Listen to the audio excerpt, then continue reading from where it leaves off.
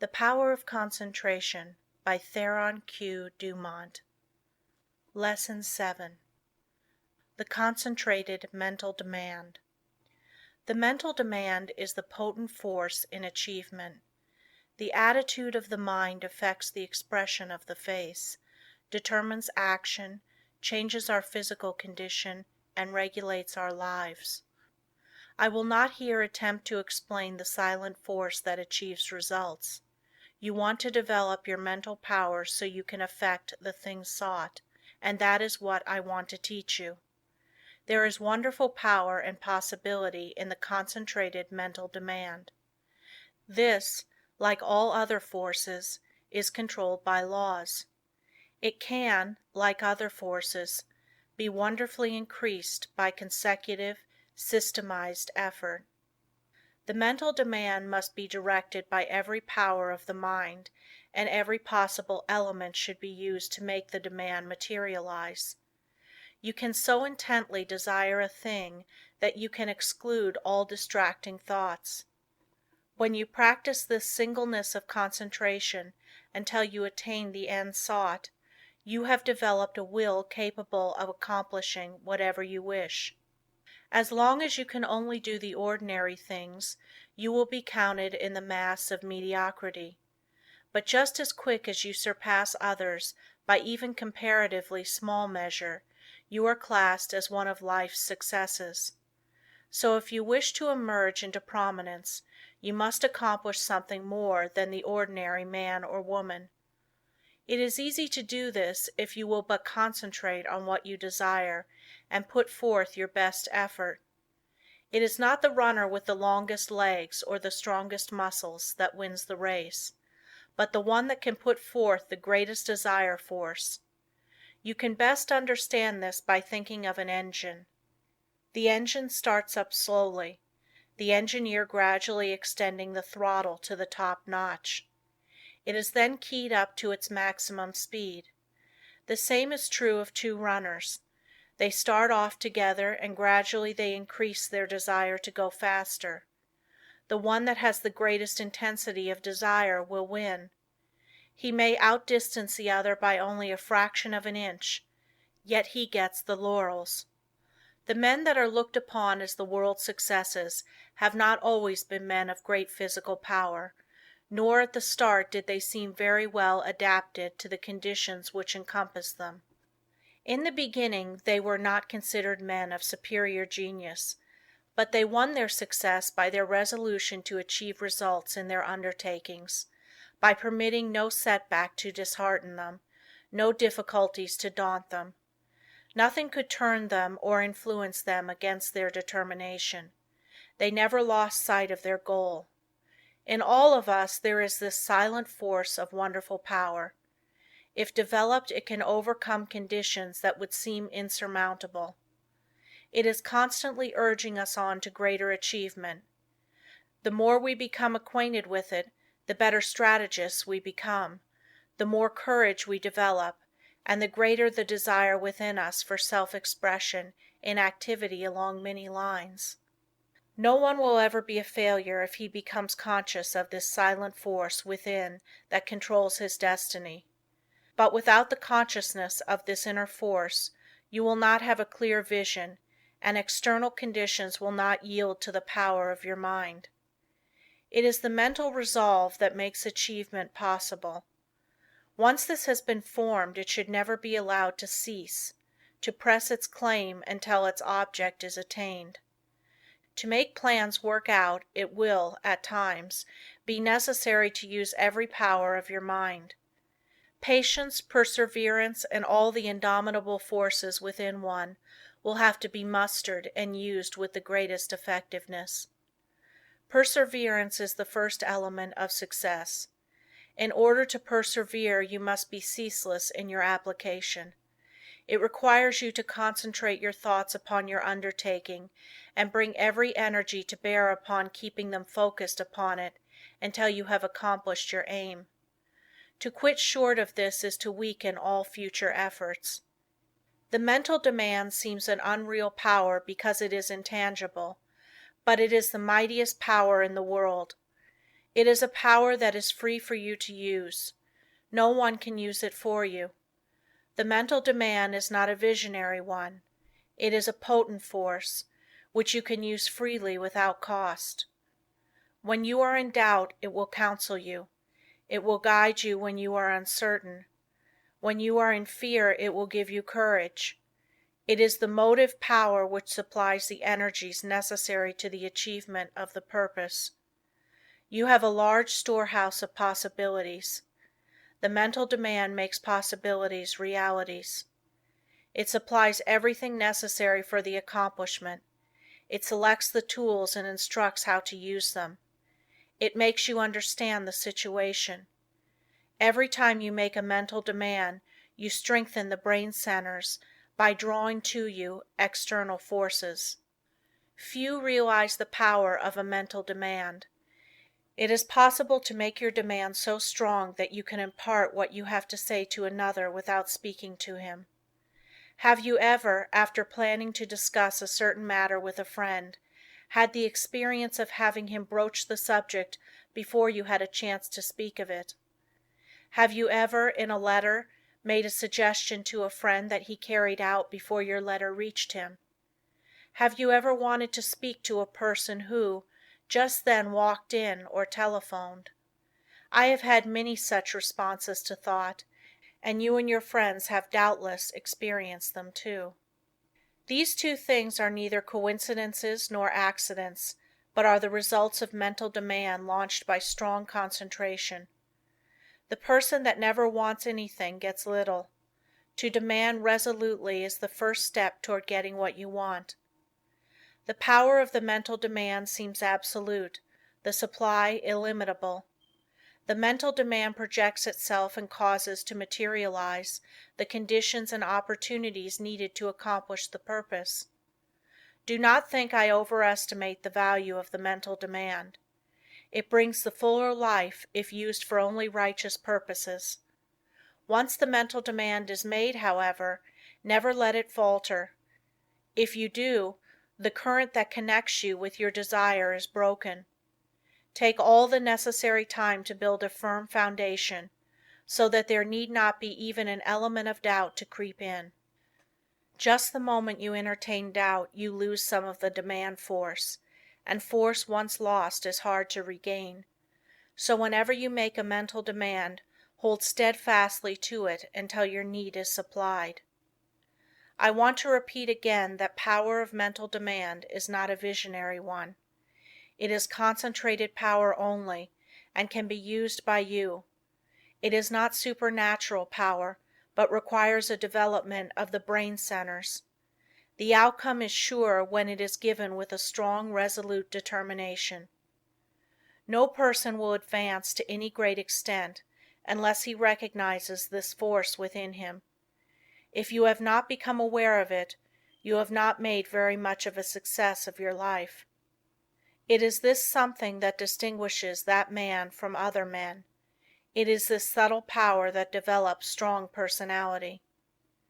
If you want a great deal, you must demand a great deal. Once you make your demand, anticipate its fulfillment. It depends upon us. We are rewarded according to our efforts. The power of mental demand can bring us what we want. We become what we determine to be. We control our destiny. Get the right mental attitude, then in accordance with your ability, you can gain success. And every man of average ability, the ordinary man that you see about you, can be really successful, independent, free of worry, his own master, if he can manage to do just two things. First, remain forever dissatisfied with what he is doing and what he has accomplished. Second, develop in his mind a belief that the word impossible was not intended for him. Build up in his mind the confidence that enables the mind to use its power. Many, especially the older men, will ask, "How can I build up that self-confidence in my brain? How can I, after months and years of discouragement, of dull plodding, suddenly conceive and carry out a plan for doing something that will make life worthwhile and change the monotonous routine. How can a man get out of a rut after he has been in it for years and has settled down to the slow jog trot that leads to the grave? The answer is the thing can be done, and millions have done it. One of the names most honored among the great men of France is that of Littre, who wrote and compiled the great French dictionary, a monument of learning. He is the man whose place among the 40 immortals of France was taken by the great Pasteur when the latter was elected to the Academy. Littre began the work that makes him famous when he was more than 60 years old. Lesson 8. Concentration gives mental poise. You will find that the man that concentrates is well poised, whereas the man that allows his mind to wander is easily upset. When in this state wisdom does not pass from the subconscious storehouse into the consciousness. There must be mental quiet before the two consciousnesses can work in harmony. When you are able to concentrate, you have peace of mind. If you are in the habit of losing your poise, form the habit of reading literature that has a quieting power. Just the second you feel your poise slipping, say, "Peace," and then hold this thought in mind, and you will never lose your self-control. There cannot be perfect concentration until there is peace of mind. So keep thinking peace, acting peace, until you are at peace with all the world. For when once you have reached this state, there will be no trouble to concentrate on anything you wish. When you have peace of mind, you are not timid or anxious or fearful or rigid, and you will not allow any disturbing thought to influence you. You cast aside all fears and think of yourself as a spark of the Divine Being, as a manifestation of the one universal principle that fills all space and time. Think of yourself thus as a child of the Infinite, possessing infinite possibilities. Write on a piece of paper, "I have the power to do and to be whatever I wish to do and be." Keep this mentally before you, and you will find the thought will be of great help to you. The mistake of concentrating on your business while away. In order to be successful today, you must concentrate, but don't become a slave to concentration and carry your business cares home. Just as sure as you do, you will be burning the life forces at both ends, and the fire will go out much sooner than was intended. Many men become so absorbed in their business that when they go to church they do not hear the preacher because their minds are on their business. If they go to the theater they do not enjoy it because their business is on their minds. When they go to bed they think about business instead of sleep and wonder why they don't sleep. This is the wrong kind of concentration and is dangerous. It is involuntary. When you are unable to get anything out of your mind it becomes unwholesome, as any thought held continuously causes weariness of the flesh. It is a big mistake to let a thought rule you instead of ruling it. He who does not rule himself is not a success. If you cannot control your concentration, your health will suffer. So never become so absorbed with anything that you cannot lay it aside and take up another. This is self-control. Concentration is paying attention to a chosen thought. Everything that passes before the eye makes an impression on the subconscious mind, but unless you pay attention to some certain thing, you will not remember what you saw. For instance, if you walk down a busy street without seeing anything that attracted your particular attention, you could not recall anything you saw. So you see only what attracts your attention. If you work, you only see and remember what you think about. When you concentrate on something, it absorbs your whole thought. Self-study valuable. Everyone has some habits that can be overcome by concentration.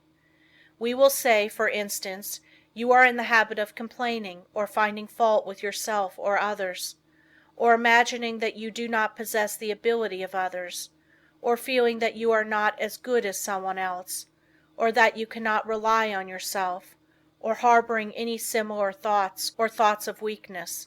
These should be cast aside and instead thoughts of strength should be put in their place. Just remember every time you think of yourself as being weak, in some way you are making yourself so by thinking you are. Our mental conditions make us what we are. Just watch yourself and see how much time you waste in worrying, fretting, and complaining. The more of it you do, the worse off you are. Just the minute you are aware of thinking a negative thought, immediately change to a positive one. If you start to think of failure, change to thinking of success. You have the germ of success within you. Care for it the same as the setting hen broods over the eggs, and you can make it a reality. You can make those that you come in contact with feel as you do, because you radiate vibrations of the way you feel, and your vibrations are felt by others. When you concentrate on a certain thing, you turn all the rays of your vibrations on this. Thought is the directing power of all life's vibrations. If a person should enter a room with a lot of people and feel as if he were a person of no consequence, no one would know he was there unless they saw him, and even if they did, they would not remember seeing him, because they were not attracted towards him. But let him enter the room feeling he was magnetic and concentrating on this thought, others would feel his vibration. So remember the way you feel, you can make others feel. This is the law. Make yourself a concentrated dynamo from which your thoughts vibrate to others. Then you are a power in the world. Cultivate the art of feeling, for as I said before, you can only make others feel what you feel. If you will study all of the great characters of history, you will find that they were enthusiastic. First they were enthusiastic themselves, and then they could arouse others' enthusiasm. It is latent in everyone. It is a wonderful force when once aroused. All public men to be a success have to possess it. Cultivate it by concentration. Set aside some hour of the day wherein to hold rapt converse with the soul. Meditate with sincere desire and contrite heart, and you will be able to accomplish that which you have meditated on. This is the keynote of success. Think, speak, and act just as you wish to be, and you will be that which you wish to be. You are just what you think you are, and not what you may appear to be. You may fool others, but not yourself. You may control your life and actions just as you can control your hands. If you want to raise your hand, you must first think of raising it. If you want to control your life, you must first control your thinking. Easy to do, is it not? Yes, it is, if you will but concentrate on what you think about. For he only can that says he will. How can we secure concentration? To this question, the first and last answer must be, by interest and strong motive. The stronger the motive, the greater the concentration. Eustace Miller, M.D. The successful lives are the concentrated lives. The utterly helpless multitude that sooner or later have to be cared for by charity are those that were never able to concentrate, and who have become the victims of negative ideas. Train yourself so you will be able to concentrate your thought and develop your brain power and increase your mental energy, or you can be a slacker, a drifter, a quitter, or a sleeper. It all depends on how you concentrate or centralize your thoughts. Your thinking then becomes a fixed power, and you do not waste time thinking about something that would not be good for you. You pick out the thoughts that will be the means of bringing you what you desire, and they become a material reality. Whatever we create in the thought world will someday materialize. That is the law. Don't forget this. In the old days men drifted without concentration, but this is a day of efficiency, and therefore all our efforts must be concentrated if we are to win any success worth the name. Why people often do not get what they concentrate on. Because they sit down in hopeless despair and expect it to come to them. But if they will just reach out for it, with their biggest effort, they will find it is within their reach. No one limits us but ourselves. We are what we are today as the result of internal conditions. We can control the external conditions. They are subject to our will. Through our concentration we can attract what we want, because we become in rapport with the universal forces from which we can get what we want. You have watched races, no doubt. They all line up together. Each has his mind set on getting to the goal before the others. This is one kind of concentration. A man starts to think on a certain subject.